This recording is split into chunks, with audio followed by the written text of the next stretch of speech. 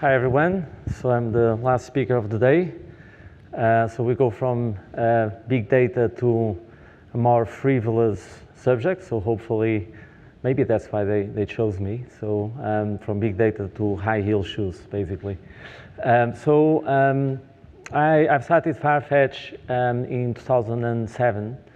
Farfetch is a marketplace for luxury fashion. Connecting independent retailers and brands to customers all around the world. And just a few quick facts about the luxury industry. And I thought because this conference is organized by the British Venture Capital Association, and sometimes I get asked, is there a competitive advantage in Europe for certain types of businesses? I strongly believe that's the case for fashion and a fashion marketplace like ours. So the luxury market is a global market, but the supply is really concentrated in Europe. So Europe has 18 of the top 20 brands in the world in terms of luxury.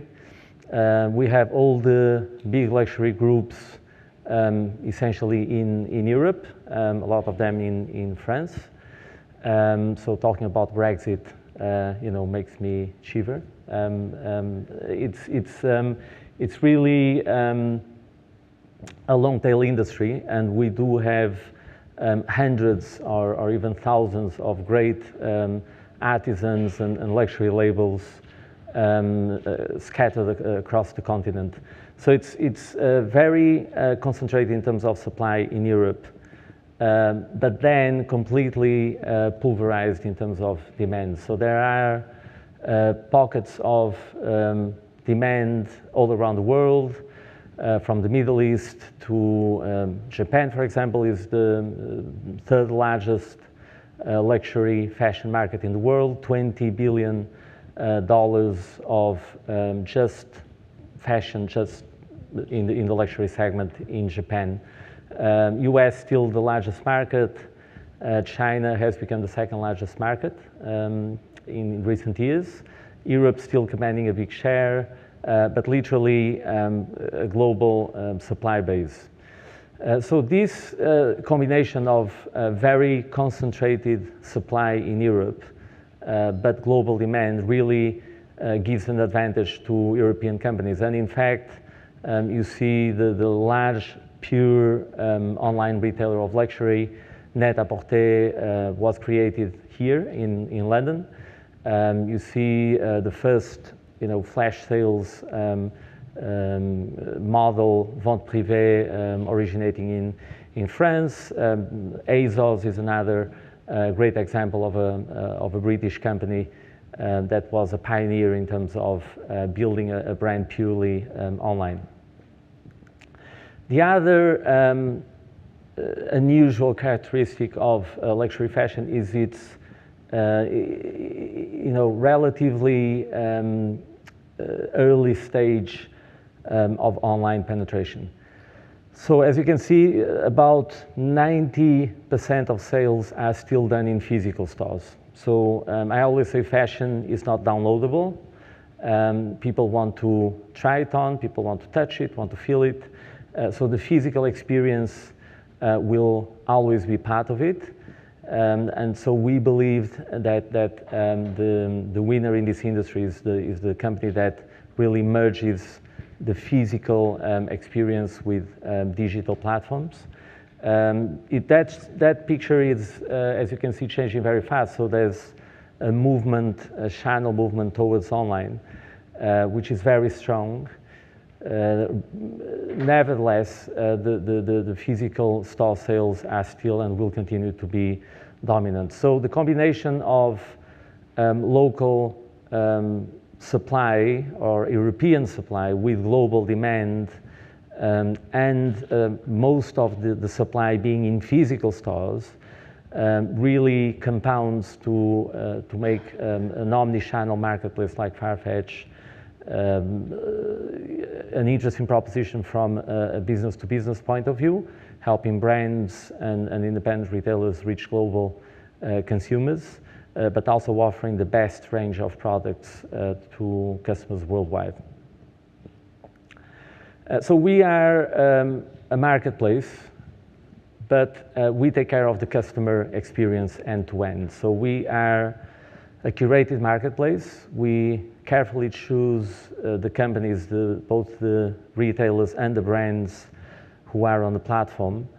We're a centralized marketplace in the sense that we take care of all e-commerce functions, from taking the picture of the product, creating its description, making sure the product leaves the brand or the boutique in Milan and reaches the customer in Shanghai, custom cleared, no surprises, and there is local customer service if the customer needs that kind of help.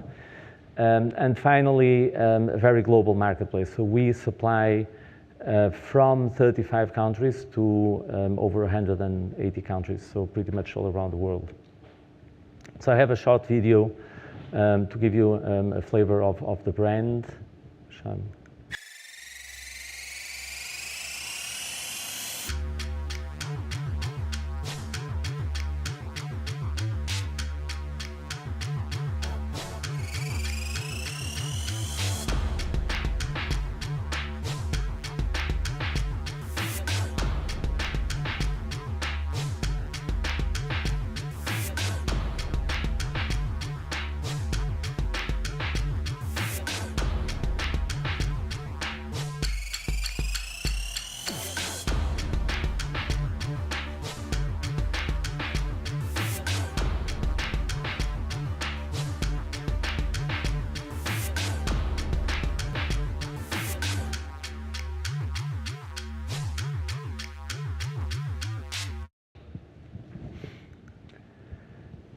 So some quick key metrics. So last year we did over $500 million in transactions. We're growing very fast.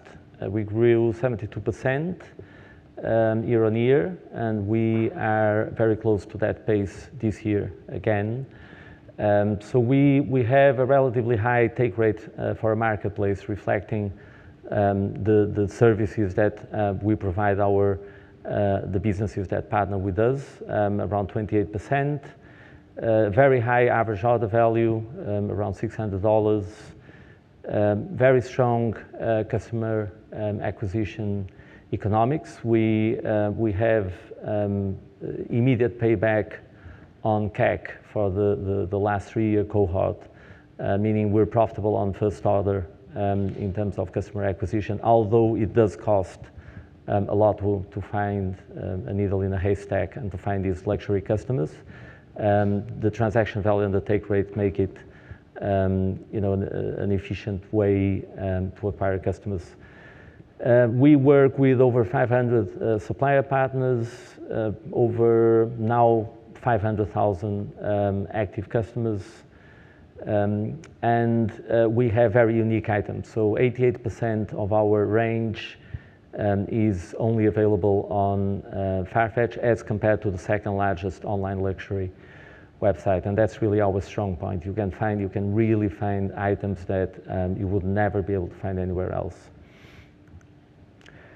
So in terms of building this marketplace globally, we were always very ambitious in our global strategy. We started the business, we launched the business in 2008.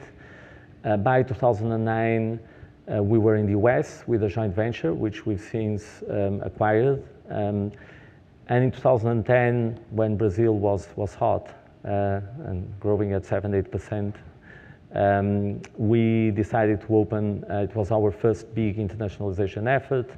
We created a local office, local team. It's still growing actually very nicely in spite of all the macroeconomic challenges. We then prepared our platform for true international scalability, to be able to roll out languages and currencies. And then we had a huge boost and investment of our international efforts, launching Japan, Russia, and China in 2014, Germany, Korea, Spain, and Latin America supply from Australia, and we're going to launch an Arabic website. So I have a short video, which is a visualization of Farfetch since day one in terms of orders. So you will see little dots flying all around a world map.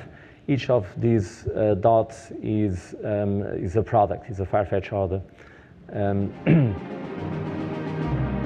So basically, we're here in, if we could have the volume, the Ravel Bolero down. So this is 2009. The number down there is the cumulative transactions through the marketplace. The colors of the dots represent the origin of the product.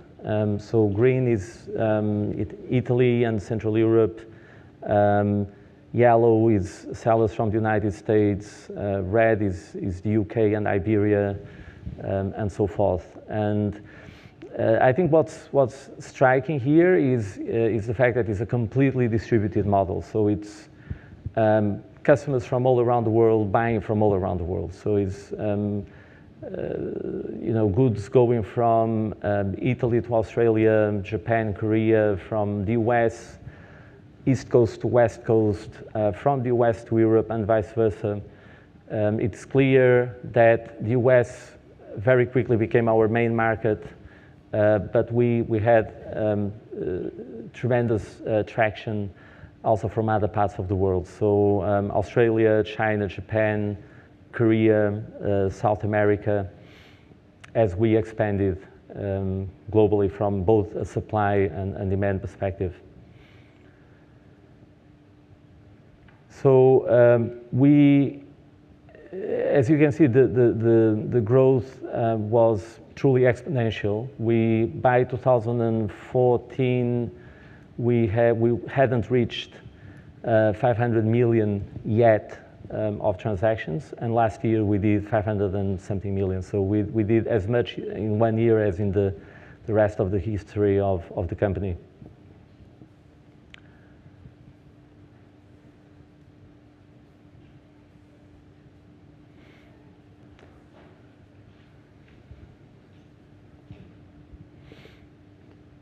So we're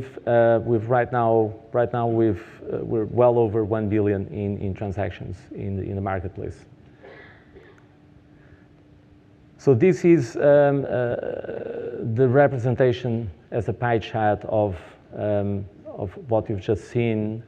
So in terms of supply, is pretty much reflecting the distribution in the industry. Is pretty much an European supply, with 90% coming from Europe.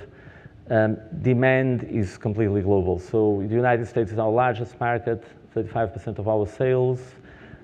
China is 12% of our sales, which is quite substantial and growing 200% year on year.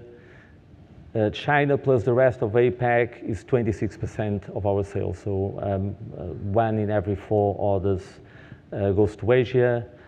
And then we're also the only ones with a presence in Latin America, and then Middle East and Russia pretty much make the 4% of the rest of the world.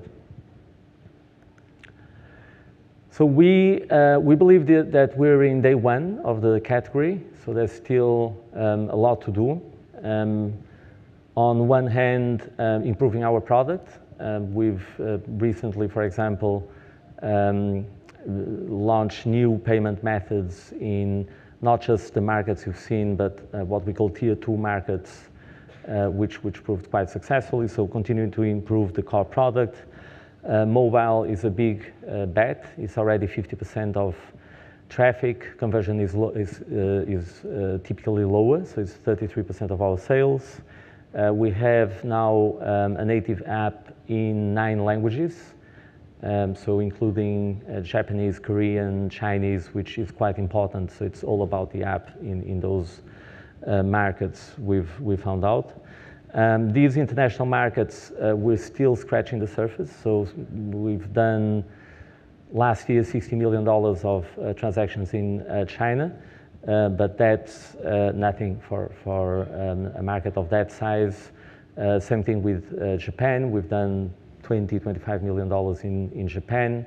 It's a $20 billion market. So we really believe in this new international, in these new markets, and also the fact that we have no local incumbents. So the big difference between us and other marketplaces is that we do not need to go and build supply and demand in each and every market. So if you take Uber or any other cab hailing app, you really need to build your pool of drivers and cars, and at the same time build your demand and do it in tandem effectively. In our case, it's really about building the best supply in the world and then going out there and creating demand in these markets, which means we have an advantage over local companies. And in fact, in Japan, we have no local incumbent. There was a small company which we've acquired, the same thing in Russia. So we believe that we have a strategic advantage in these countries. And finally, the omnichannel proposition. So we were, back in 2007, omnichannel is a buzzword. I don't like the word that much, but basically, it's all about merging the physical experience with the digital experience. And we've started doing that since the inception of the business. So before people even use the word omnichannel. So we always provided a digital platform for physical inventory sitting in physical stores. That's the DNA of the company. So I still think that no matter how you split that pie, whether it's going to be 30% online, 70% offline, or 50-50, or whatever combination is it going to be, physical stores will still be a meaningful channel, and the champion, the category leader in the industry will be the company that merges both worlds, and we hope to be that company. So it's really, in terms of the future, about continuing on this vision, revolutionizing the way people shop for fashion by becoming the world's global omnichannel platform. And that's it. So I think I have some time for questions, 3 minutes, if there's.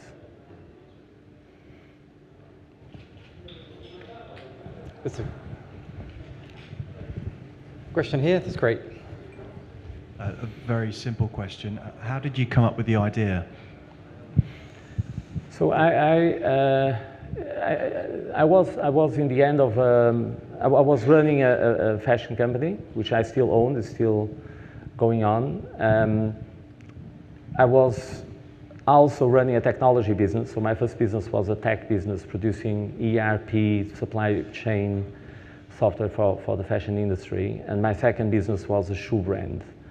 And I was, at the end of a Paris Fashion Week, we had seen all these boutiques and department stores and online retailers coming through the door, and the only people growing were really the people with an online exposure. And this was back in 2007. So it was really clear to me that online was the future, was the only area where actually we've seen growth in the luxury industry.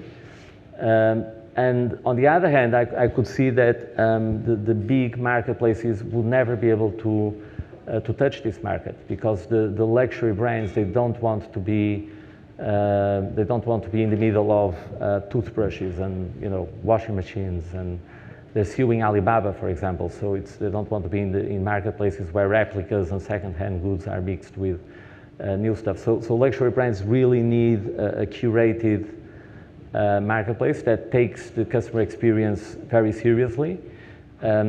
And there was no such platform, and still today there is no global marketplace platform for the luxury industry. So that was the two simple premises. This is going to work online, and no one's doing it as a marketplace. Let's have a go at it. And I pivoted my tech business, and I got actually no funding from 2007 to 2010. because obviously I launched the company in 2008, 2 weeks before Lehman Brothers went bankrupt, so perfect timing. So that's it was, for me, it was two very simple premises. I can see two more questions.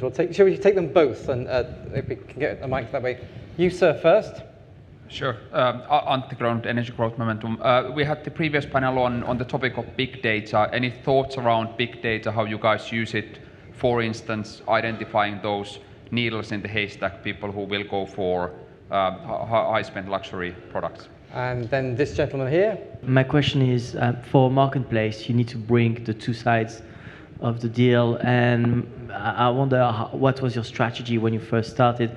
Did you go after the luxury companies first, or did you go after the high-end customers, and how is it different now? And I think the sub-question is, how long was your sales cycle for each, and how did you shorten it today? Okay. Thank you. So in terms of data, we gather a ton of data. So we have 10 million uniques, 45 million page views a month. And actually, we thought we were quite good at this stuff until we found out that we knew nothing about it. And that was kind of a year and a half ago. And we had a relatively sophisticated approach to search engine marketing, and we had some really good people at it, but we weren't doing, we had a very product-centric approach. So let's say we have Valentino black shoes, let's bid on that, and let's measure conversion rate, and that drives how much you spend on it, etc. Now the big paradigm shift is that we've moved from that to a consumer-centric model. So that allows us, for example, to bid on red dresses if we know that that particular customer has actually shopped with us before, or is a high net worth individual, and our data indicates that. So that ability to follow the consumer and infer the probability of a certain behavior completely changed the way we do online marketing. It was a long process, took us a couple of years. The last year was really about building a big machine and stitching a lot of components together to be able to do that. And we're just now seeing the benefits of it. So it's absolutely paramount for the future.